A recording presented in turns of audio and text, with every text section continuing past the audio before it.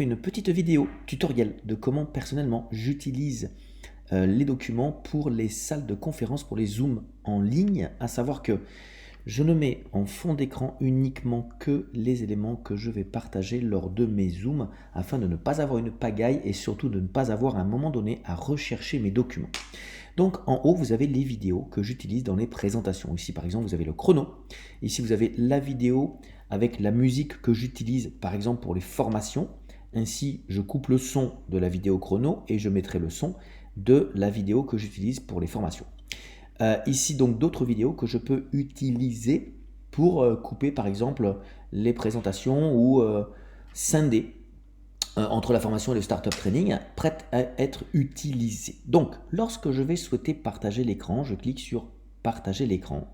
Je vais pouvoir donc voir ici, hop, la vidéo du chrono qui est ici. D'accord? Je reste donc en basique, mais pour que cette vidéo puisse être bien partagée avec du son et sans être saccadée, je dois, avant de valider, m'assurer que ici, le partager l'audio est bien cliqué et optimiser le clip vidéo est bien cliqué également. À partir de là, je lance le partage. Boum, j'ai ici en visuel le partage de cette vidéo et lorsque je clique sur la vidéo, je vois qu'elle me ressort également. Ok? Donc ça, c'est important. C'est parti. Donc, je l'arrête, j'arrête le partage d'écran ou je vais tout simplement aller directement sur la portion donc de mon slide que je vais souhaiter partager en mode avancé. Avancé, portion d'écran et boum, il va me mettre un encadré que je paramètre juste avant de lancer la présentation que je mets ici et ça c'est la partie de mon écran qui va être partagée dans la salle. Les utilisateurs de Zoom vont voir uniquement que cet écran, ils ne vont pas voir tout ce qui est autour, tout ce que moi je vois en dehors de cet encadré, il n'y a que moi, conférencier, qui le voit. D'accord? Donc, lorsque je vais partager les slides que je peux voir, ça nous permet d'anticiper, ça nous permet de voir et de suivre où est-ce qu'on en est dans la présentation. Et quand on arrive par exemple à la présentation avec la vidéo, qui est ici, pour la lancer, je clique non seulement dessus, mais je dois aussi cliquer à l'intérieur de cette vidéo. Hop, je peux d'ailleurs baisser l'encadré, hop, et quand je clique sur play, boum, ça va lancer la vidéo.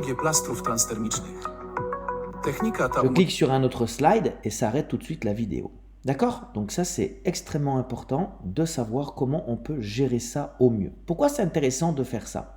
Parce que quand on est en présentation et que quelqu'un écrit, je peux quand même aller voir tout de suite, d'accord, sans que ce carré interfère dans la présentation ou me fasse éventuellement un carré gris dans la présentation. Je peux donc, avant de lancer ma présentation, me mettre le chat quelque part ici, par exemple là, ce qui ne m'empêche pas éventuellement de pouvoir cliquer sur les slides du début.